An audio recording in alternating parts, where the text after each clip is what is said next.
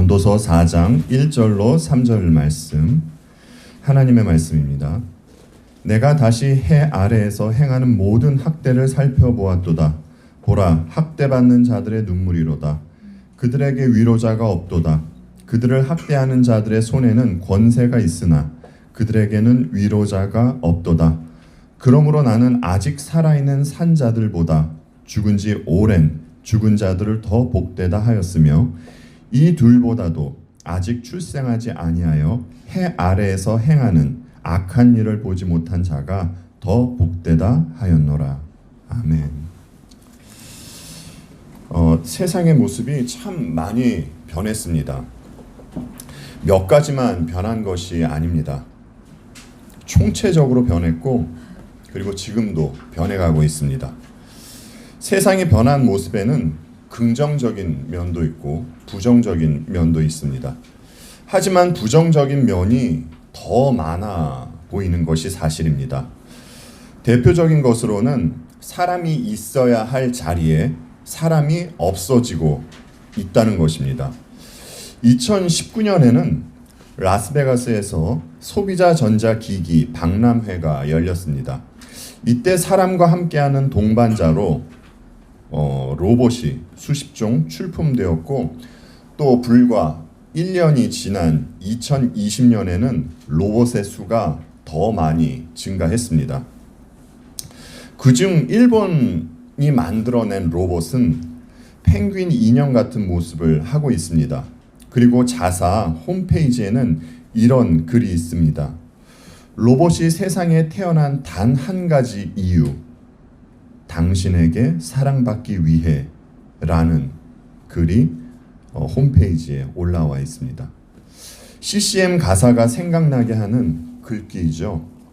어린 아이를 위한 로봇이 개발되고 있는 것입니다. 뿐만 아니라 로봇 중에는 노인의 도우미로 출시된 로봇도 있습니다.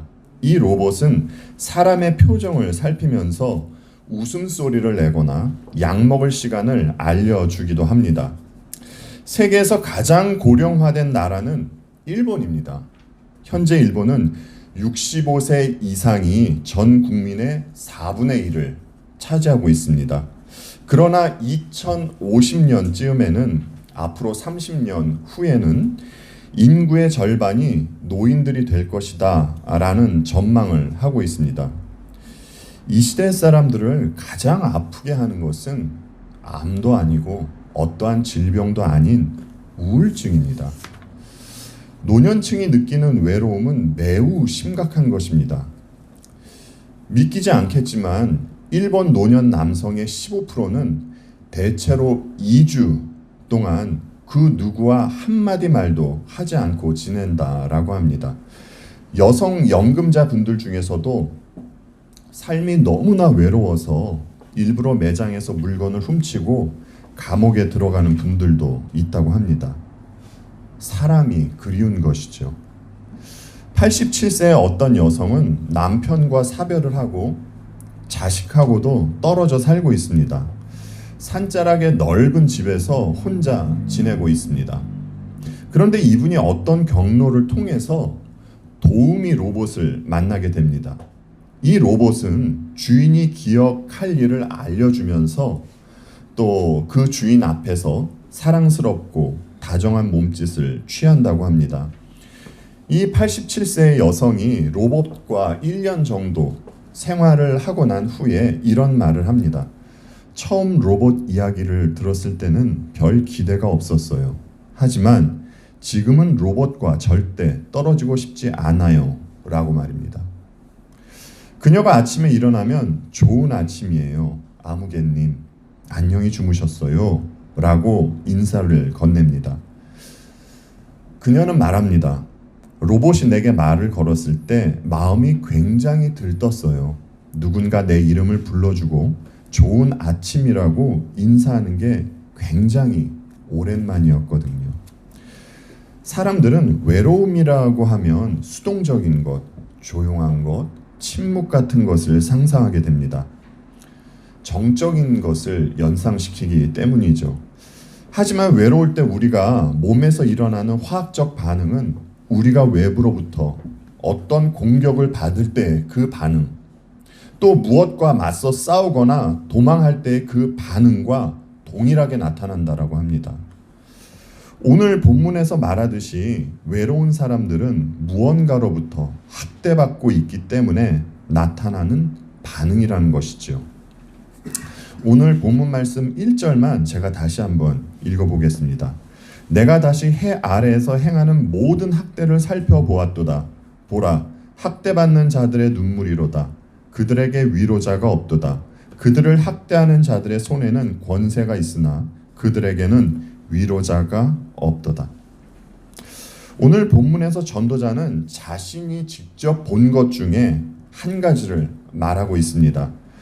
전도자는 학대받고 있는 사람들의 처참한 상황에 대해서 지금 말을 하고 있는 것이죠.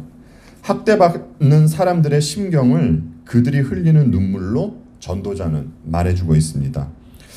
그리고 전도자는 사람들의 근원적인 비참함은 학대를 받을 때 그들을 위로해주는 위로자가 없다라는 것을 말해주고 있습니다. 위로자가 없다는 것, 이것이 사람들을 가장 비참하게 하는 현실이라는 것이죠. 우리가 알고 있듯이 아담 후로는 가인과 아벨을 시작으로 해서 하나님의 사람과 자연인의 갈등이 계속해서 나타나게 되었습니다. 그런데 흥미로운 것은 이 두 부류의 갈등 속에서 하나님의 사람이 늘 자연인들로부터 학대를 받는 모습이 나타나게 되었다라는 것입니다. 가인과 아벨도 그렇죠. 이삭과 이스마엘도 그렇고요. 또 야곱과 에서도 그렇습니다. 사울과 다윗 왕도 그렇고요. 그리고 더 나아가 애굽과 이스라엘을 보아도 우리는 알 수 있습니다. 그런데 자연인이 어떻게 하나님의 사람들을 억압하고 학대할 수 있을까라고 했을 때 오늘 본문에서 학대하는 자들의 손에는 권세가 있다라고 말을 해주고 있습니다. 그러면 그들의 손에 있는 권세는 어떤 권세이고 도대체 누구로부터 받은 권세입니까? 라는 질문이 들죠. 이에 대해서 요한계시록 17장 12절로 13절 말씀을 보면 우리가 힌트할 수 있습니다.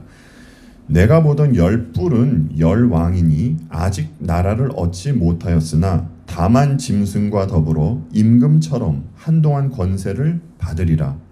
그들이 한 뜻을 가지고 자기의 능력과 권세를 짐승에게 주더라. 10뿔은 주님을 대적하는 10왕입니다. 잠깐이지만 이들도 짐승과 더불어 권세를 받게 되게 된다라는 것입니다.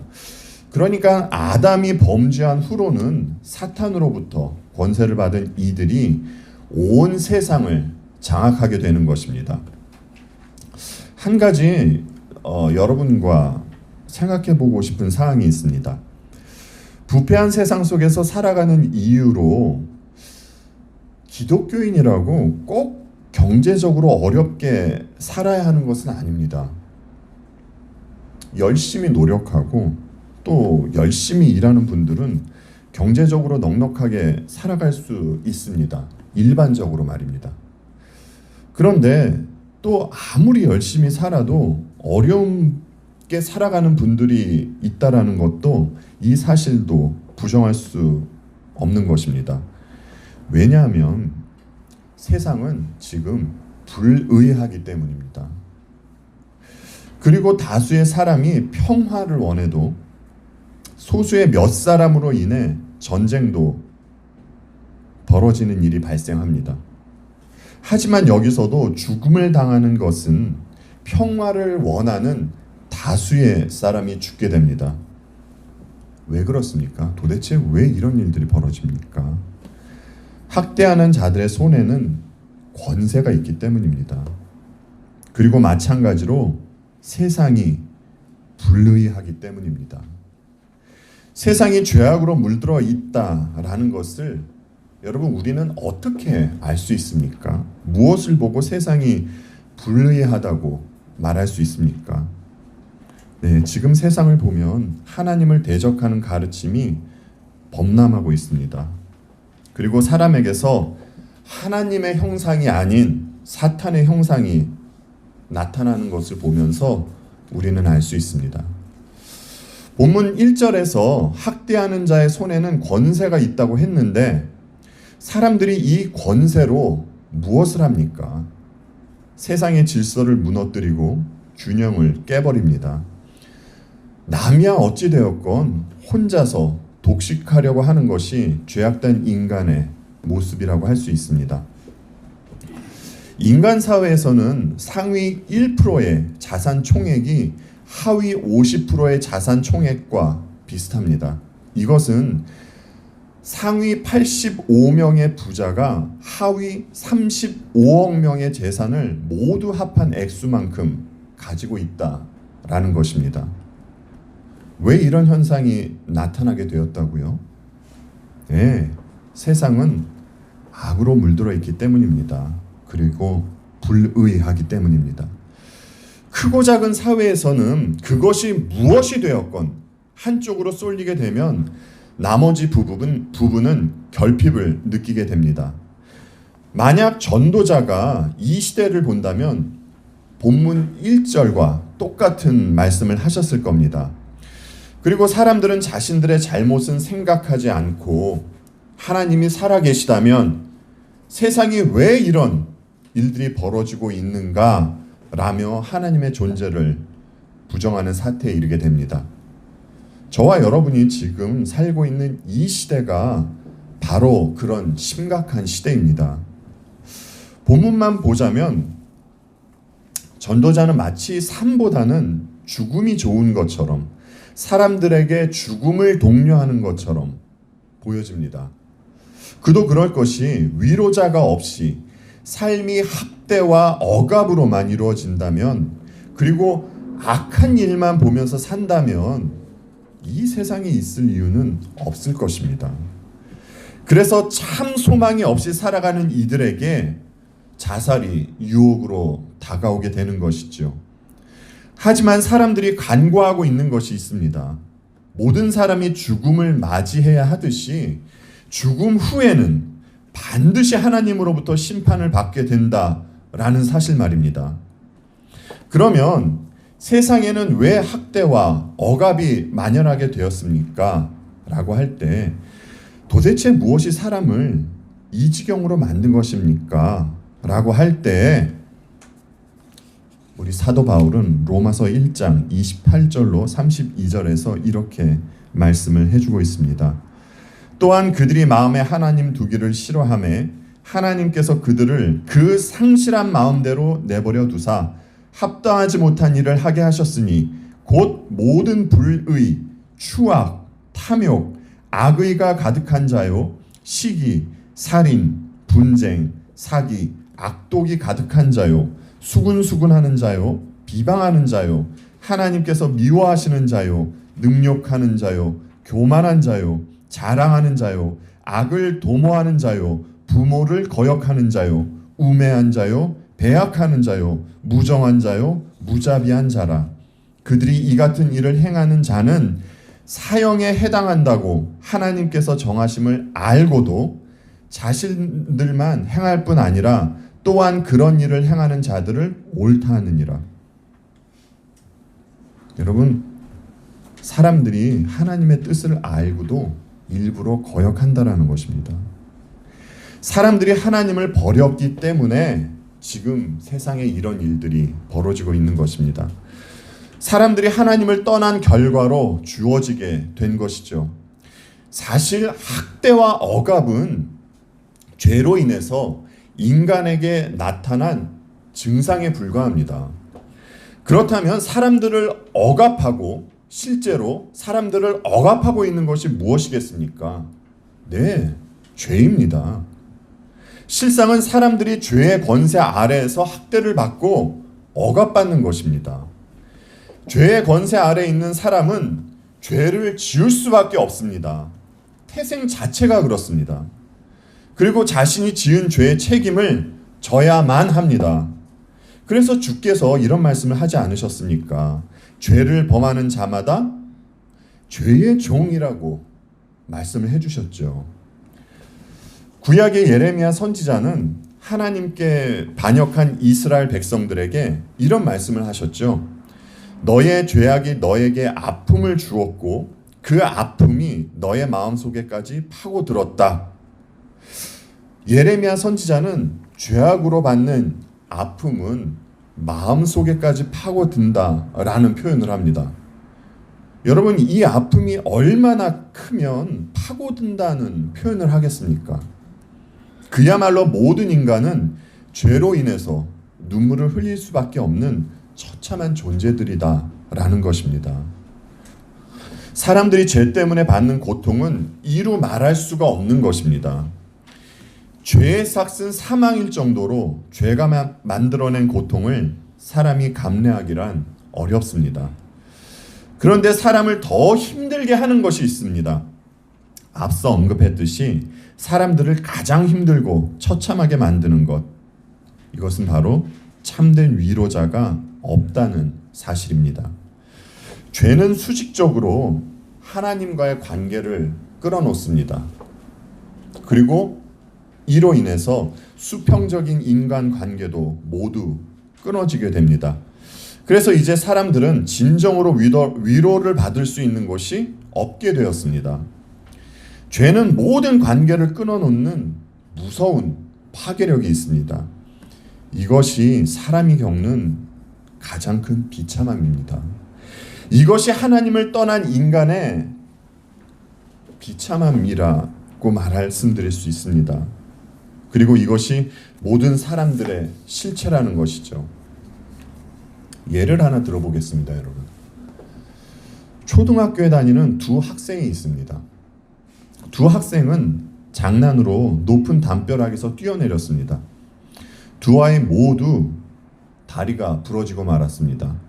그런데 한 아이는 부모가 있는 아이였고 다른 한 아이는 고아로 지내는 아이였습니다. 부모가 있는 학생은 아버지에게 혼은 났지만 부모님의 품에 안겨 병원으로 갔습니다. 그러나 고아인 학생은 그 누구로부터 혼을 나지는 않았지만 홀로 그 자리에서 부러진 다리 때문에 고통을 겪어야만 했습니다. 그런데 그 학생을 더욱 아프게 한 것은 자신의 아픔 때문에 같이 아파하는 사람이 없고 또 아무리 혼을 내더라도 자신을 안고 병원에 가는 사람이 없다라는 사실이었습니다. 인간은 자신이 저지른 일로 극심한 고통을 겪어야만 합니다. 그러나 하나님을 떠난 인간이 할 수 있는 일이라고는 그 자리에서 고통을 겪는 것뿐입니다. 우리는 오늘의 본문 같은 부분을 보면 나는 학대받는 자이고 학대하는 사람은 외부에 있다라는 생각을 합니다. 나는 학대받아 눈물을 흘리고 학대하는 나쁜 인간들이 외부에 있다라는 생각을 한단 말입니다. 일면 그렇기도 할 것입니다. 그런데 우리가 반드시 명심해야 할 것이 있습니다. 누구 뭐라 할 거 없이 우리가 이웃을 학대하던 자들이었습니다. 나로 인해 마음 아파하고 눈물 흘렸던 사람들이 있지 않았습니까, 여러분? 한 걸음 더 나아가 내가 주님을 학대했던 존재입니다. 왜요? 내가 하나님을 떠났던 죄인이었기 때문입니다. 그래서 주님이 나 때문에 십자가에 달리지 않으셨습니까? 주님을 믿으면 반드시 이 사실을 깨닫게 되는 것입니다. 그래서 성령님은 어느 정도 시간을 두시고 우리로 하여금 이 사실로 인해서 마음 아파하게 하십니다. 대표적인 예로 사도 바울이 있고요. 또 베드로도 있지 않습니까? 그런데 중요한 것은 하나님은 이런 사건들을 우리의 삶에도 성경의 인물들만에게 허락하시는 것이 아니라 오늘을 살아가는 우리의 삶에서도 허락하신다는 것입니다. 여러분 오해하지 마십시오. 하나님께서 우리가 마음 아파할 일을 강요했다라는 것이 아닙니다. 단지 허락하셨다는 것입니다. 이렇게 처참한 처지에 있는 우리에게 주께서 직접 찾아와 주신 것이지요. 우리에게 참된 위로자는 주님 예수 그리스도 한 분밖에는 없습니다. 죄로 인한 고통을 해결해 주실 수 있는 분은 우리 주님 한 분밖에는 없다란 말입니다. 그래서 주님의 십자가는 구원을 받는 우리에게 하나님의 능력이 되는 것입니다.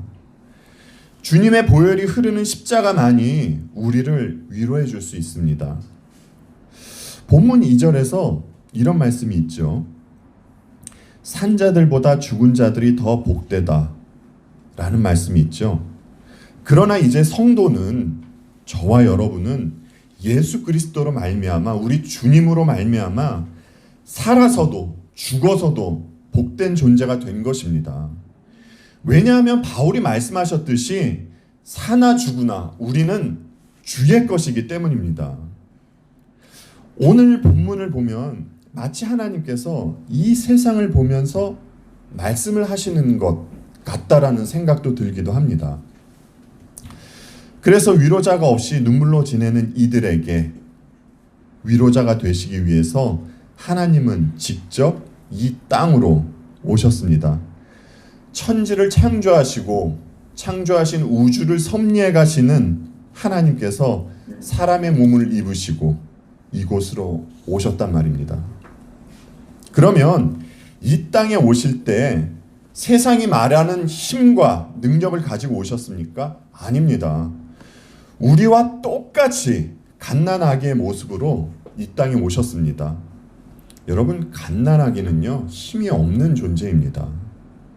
이 땅에 오신 하나님은 우리와 똑같이 이 자리에서부터 시작하신 것이죠. 그리고 우리 주님은 시작하실 때부터 학대를 받으셨습니다. 마태복음 2장 13절로 15절 말씀 함께 보겠습니다. 그들이 떠난 후에 주의 사자가 요셉에게 현몽하여 이르되 헤롯이 아기를 찾아 죽이려 하니 일어나 아기와 그의 어머니를 데리고 애굽으로 피하여 내가 내게 이르기까지 거기 있으라 하시니 요셉이 일어나서 밤에 아기와 그의 어머니를 데리고 애굽으로 떠나가 헤롯이 죽기까지 거기 있었으니 이는 주께서 선지자를 통하여 말씀하신 바 애굽으로부터 내 아들을 불렀다 함을 이루려 하심이라. 아멘.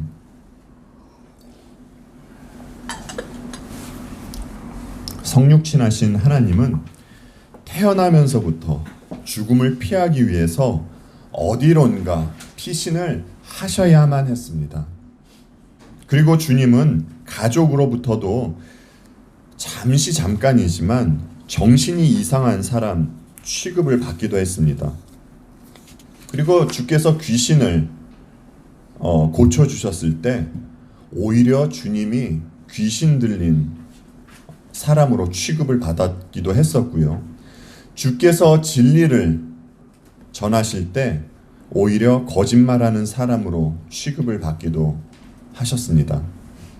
천지를 창조하신 분께서 인간에게 멸시당하셨던 적이 한두 번이 아닙니다. 심지어 주님은 십자가를 지시면서까지 조롱을 당하셨습니다. 죽음을 눈앞에 둔 주님에게 사악한 인간은 침을 뱉으며 유대인의 왕이여 평안할지어다 라고 주님을 모욕했습니다. 자신들을 위해서 이 땅에 오신 하나님께 말입니다. 주께서 십자가를 지실 때 주님 곁에는 아무도 없었습니다. 제자들도 다 떠나 있었고요. 더욱이나 주님과 함께 십자가에 달렸던 강도들도 주님을 모욕하는 말을 하고 있었습니다. 그리고 무엇보다 늘 주님을 사랑해 주시던 아버지는 진노를 내리실 심판주로 주님 앞에 계셨습니다. 주님을 위로해 주는 존재는 아예 없었습니다. 그 극심한 고통 가운데 주님은 홀로 외로이 우리가 받아야 할 저주를 받으셨던 것입니다. 그럼에도 불구하고 주님은 이런 말씀을 하시죠. 아버지, 저들을 사하여 주옵소서. 자기들이 하는 것을 알지 못함이니이다. 주님은 왜 성육신하여 갓난 아기서부터 학대를 받으시고 마침내 십자가를 지시면서까지 인간들에게 모욕을 당하셔야만 했습니까? 저와 여러분에게 진정한 위로자가 돼 주시기 위해서입니다. 여러분, 죄로 인해 학대받는 자리는 우리의 자리였습니다. 주님이 받으셨던 온갖 모욕은 우리가 받아야만 하는 모욕이었습니다. 주님이 달리셨던 십자가는 영원히 우리가 매달려야 했던 자리란 말입니다. 이런 이유로 우리는 주님의 십자가에서 위로를 얻게 되는 것입니다. 나를 대신해서 모든 저주를 다 받아주신 주님의 사랑을 보면서 말입니다. 이런 주께서 우리와 영원히 함께 하시면서 우리의 위로자가 되어주시는 것이죠. 오랜만에 여러분들과 하이델베르그 요리문답 1문답을 함께 좀 보겠습니다. 살아서나 죽어서나 당신의 유일한 위로는 무엇입니까? 우리 믿음의 선배님들은 이렇게 말씀을 해주고 계십니다. 살아서나 죽어서나 나는 나의 것이 아니요 몸도 영혼도 나의 신실한 구주 예수 그리스도의 것입니다. 그리스도께서 그의 보혈로 나의 모든 죄값을 완전히 치르시고 나를 마귀의 모든 권세에서 해방하셨습니다. 또한 하늘에 계신 나의 아버지의 뜻이 아니면 머리털 하나도 땅에 떨어지지 않도록 나를 보호하시며 참으로 모든 것이 합력하여 나의 구원을 이루도록 하십니다. 그러함으로 그의 성령으로 그분은 나에게 영생을 확신시켜 주시고 이제부터는 마음을 다하여 즐거이 그리고 신속히 그를 위해 살도록 하십니다. 믿음의 선배님들이 말해주고 있습니다. 이제 나의 주인은 내 자신이 아니라고 말입니다. 나의 주인은 이제 주님이십니다. 이 사실이 우리에게 참된 위로가 되는 것입니다. 여러분들도 지금 저와 함께 하이델베르그 요리문답 1문답을 보셨는데 정말로 이 사실이 여러분에게 위로가 되고 있습니까? 정말 그렇게 되기를 진심으로 기도를 드립니다.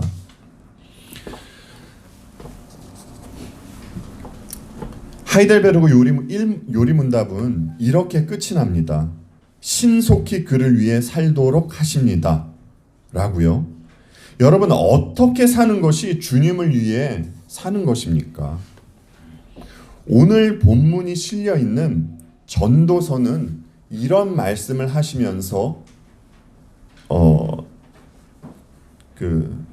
책이 맞춰지게 됩니다. 전도서 12장 13절 말씀 함께 보겠습니다. 일의 결국을 다 들었으니 하나님을 경외하고 그의 명령들을 지킬지어다. 이것이 모든 사람의 본분이니라. 주님을 경외하고 주님의 말씀에 따라 그렇게 살아가는 것이 주님을 위해 사는 것이다 라는 것입니다. 주께서 하신 일로 말미암아 이제 우리는 변화된 것이 있습니다. 과거에는 우리는 죄로 인해서 남을 학대하거나 아니면 반대로 학대받을 수밖에 없던 그러한 존재였다면 이제 우리는 주님 안에서 남을 사랑할 수 있고 또한 사랑받는 존재가 되었다라는 것입니다.